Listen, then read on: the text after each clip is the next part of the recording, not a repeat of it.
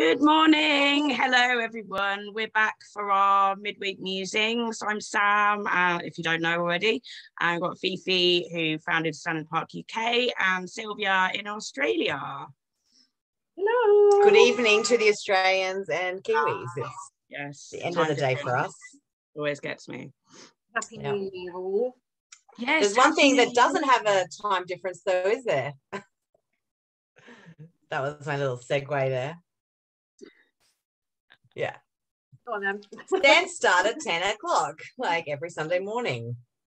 Yeah, that's one of the things we sort of wanted to chat to was about the stands, kind of go over what the stands are all about, the timing and kind of things like that, because we've got quite a lot of new people joining us, which is fab. Welcome everyone who's just heard about us.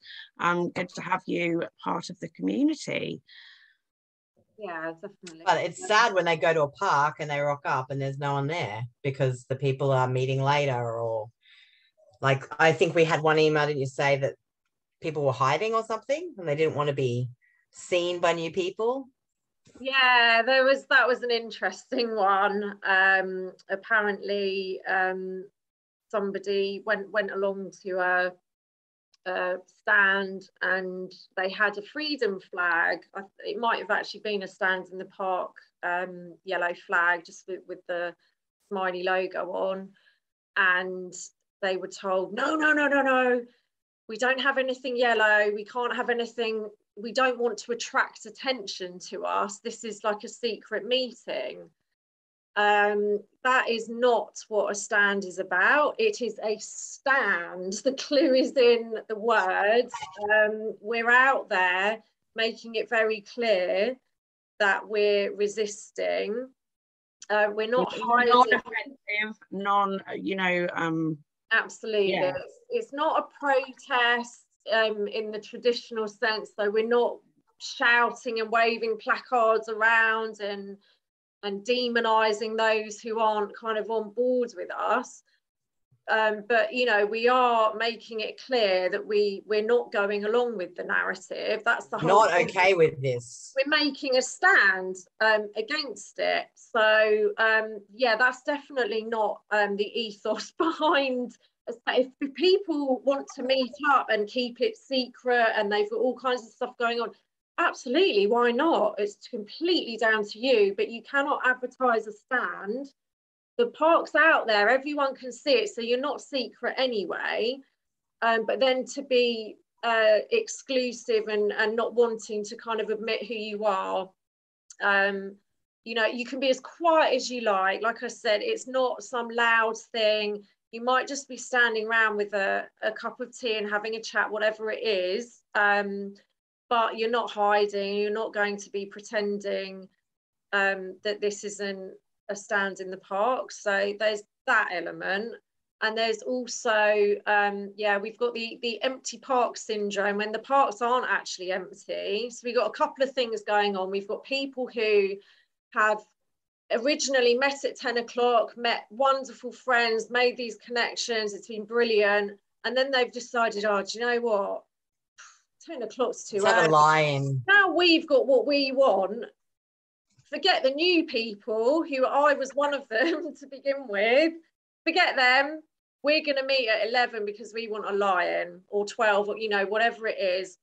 And we are constantly getting emails in, and Sam will definitely attest to this.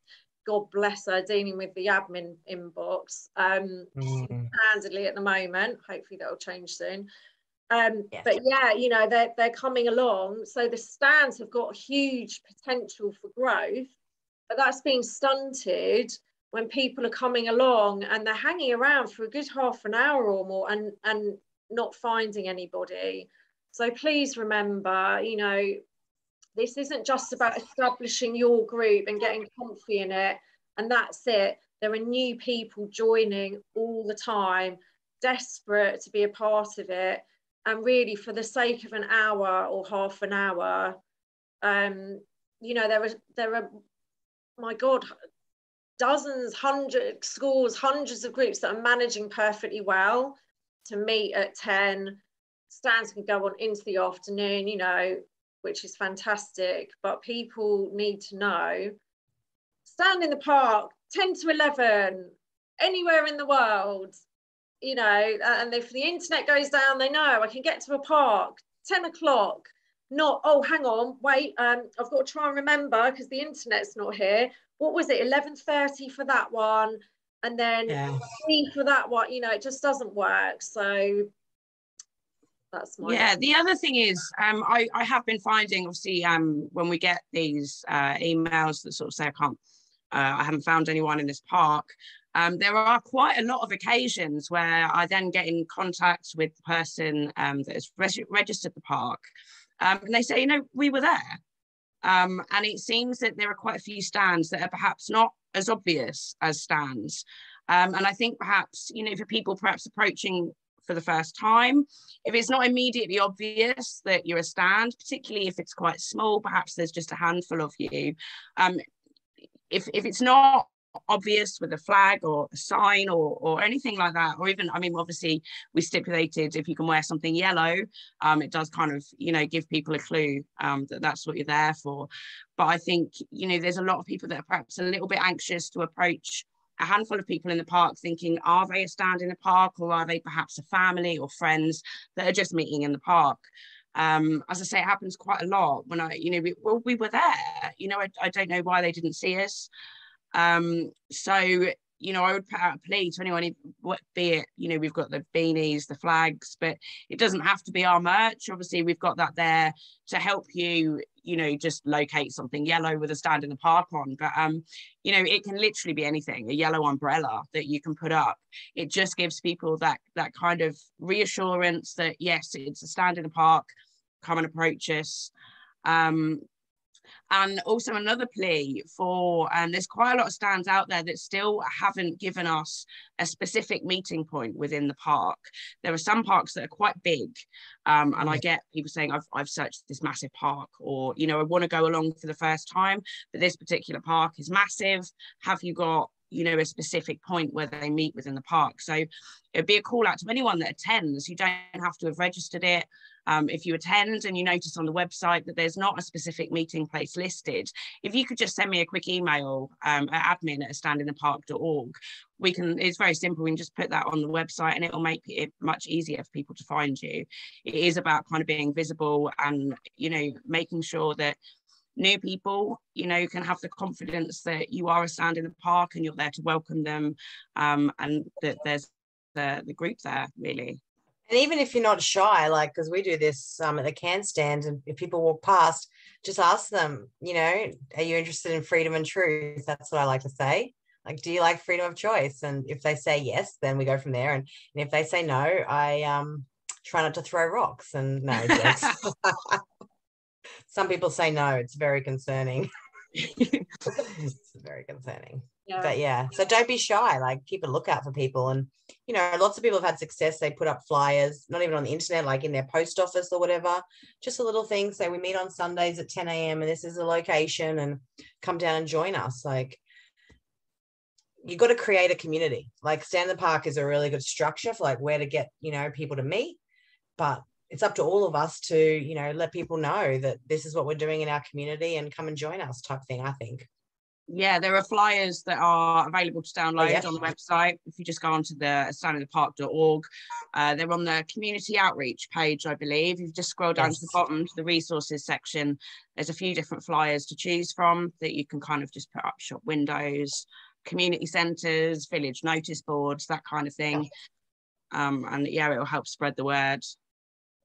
Yeah, because I think, yeah, there's quite a lot of new people finding out about us, and I think we are, I don't know how you guys feel, but I certainly feel like the tide is turning. This kind of, you know, the new news coming out, various places, booster number 4, booster number 5. There's a lot of people going, well, this is not quite what I signed up for. You told me 2 jabs and then I'd get my freedom back, and now you're telling me that what, this is every few months for what, indefinitely? That's not really, you know, what I thought was happening. And I think it is prompting a lot more people to ask questions about, you know, what's the real reason behind this, and how long is this going to go on, and where does this end? You know, so yeah. And unfortunately, a lot more people are knowing people who've been injured by the jab itself. Sadly, Can't yes. keep a lid on that when it More and happens more to someone you know. More and more Stands stories. where people can come, you know, it's very it's non-confrontational. It's, you know, groups of really, oh look. She wants to be on the Zoom. Yeah. Yeah, it's somewhere that, you know, people don't have to be like these seasoned activists to be a part of it. We've literally got everyone. I think we wanted to mention as well, Sylv, you were saying earlier when we were having a chat about, you know, some of the groups becoming a bit politicized and a bit exclusive, that's not what the stands. It's really concerning to me because, like, personally, I don't look to politics to save us. I think creating community is what's gonna, you know, see humanity through at the end of the day, wherever you are in the world. It's, you know, your community. And when I hear, like, get the emails or the messages that, oh, I went to this stand and they had all this, it was just like a political group only. It's not what it is to me. Like, I wouldn't want to go to that. Like, I've been to a number of different stands across Australia now, and generally you go and there's people standing there. You talk to me like, hi, I'm Silvia, and geez, what do you think about all this? Whatever you say, you know, and you chat and, you know, you talk about the future and what's been happening and just get to know people and create connections. You know, you can't do that when you're talking about politics and elections and stuff like that, which we do talk about at our stands, as you guys probably do as well.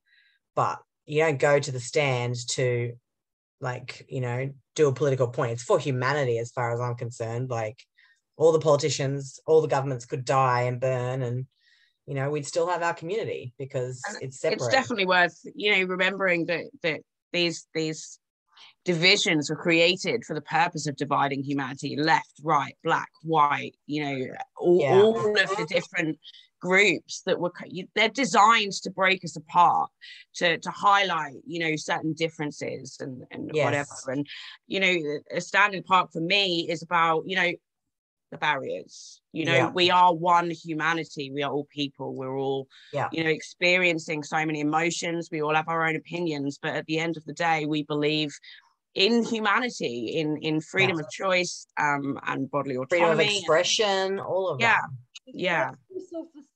When I started this, it feels like forever ago now. When was it again? I'm trying to remember life before the stands, but the dream was to get as many people together, unified, no matter what your political persuasion, gender, you know, every little subcategory doesn't matter. It was about getting us all together, the people that could see what was going on and were not going to just take it. And all that other stuff should really be falling away. We will all have our opinions on things, our beliefs, you know, that we hold really dear, but they do not have to cause any kind of friction. You know, at my stand, it's so harmonious. We've got people all ages, all, you know, any kind of category you could look at. People have got very different approaches and beliefs and so on and so forth. But there's no clashing, because the overriding sense is this is about us coming together as human beings for our freedom, for our children, for the world. And whether I'm politically leaning towards this or that, it really has no bearing. So it's certainly not something that has to be an issue. I think it's just, you know, the kind of ethos of every group. It's going to be different, but that's kind of what it was all set up in. That was what was in mind, was that it's just forget all the divisions that, like Sam says, have been created and they've used, you know, to manipulate us into very successfully. And if you're seeing that within a stand, stop and go, hang on, no, we're not going to be going down that road. That's what they want. What they do not want is people coming together regardless of any kind of difference at all, and being there, having each other's back 100%, and creating that community, which is kind of what is the most important thing I think about the stands now, is that we do have to face that we are in a war here. They're not giving up. We keep resisting, of course, but they're not going to just go, oh, they don't like this, so we'll back off, we'll stop. Wouldn't that be nice, eh? It'd be lovely. That would be great. Not going to happen. So you do have, like Brady was saying, you got to have your plan Bs in place, and it's so much better if you've got loads of people all together able to come together. Different skills, different experiences, all that jazz. Exactly. And actually, this is a really good segue into the other thing we wanted to bring up about the if you start a stand, you're a stand organizer, thank you very much. Like, you've done a really good thing for your community, but hopefully that doesn't morph into where you are the boss of the stand, because there ain't no such thing. Like, everyone is equal. Everyone is I think equal. personally it's probably best to, I would personally say, use the word nominator or registerer, if that's even a word, rather than organizer, because, you know, obviously in England at the moment, we're not too bad in terms of, but we did have a stage right back at the beginning in March where, you know, organisers were targeted.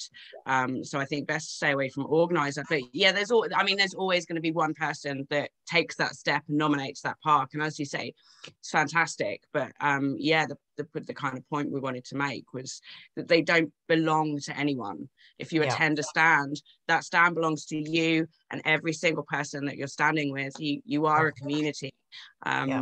We're all equally responsible. Like, absolutely. People have different skill sets, and some people are shy and some people are not shy, et cetera, but we all have a voice. And you know, if you see something that you don't like in a stand, like if you think politics is coming into it, no one can stop that except for the people at the stand. Absolutely.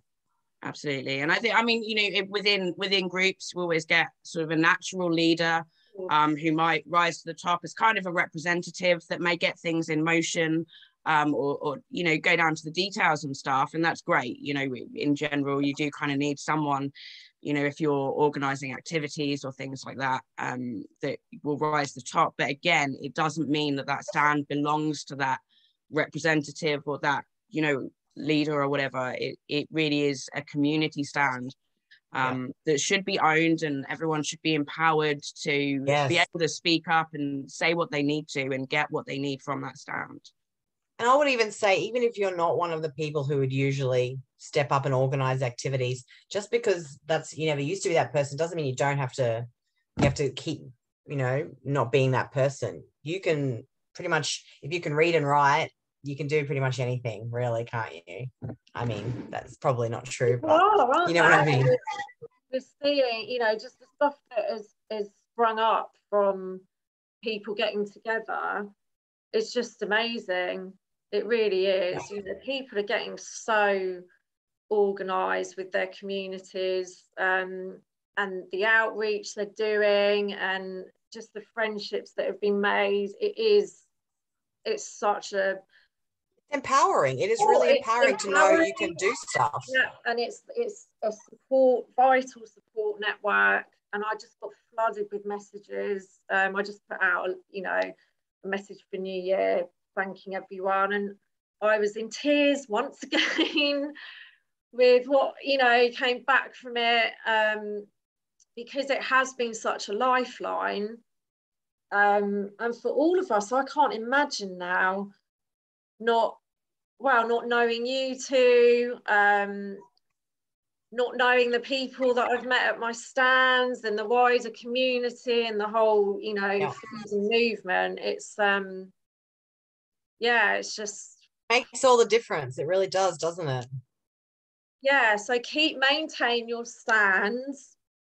They are going to get bigger and bigger because the tide is turning, and yeah, the most successful stands are the ones that are really welcoming to everyone.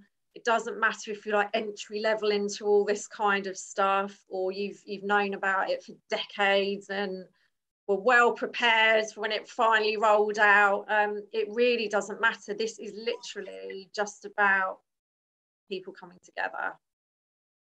So yeah, Go full. yeah.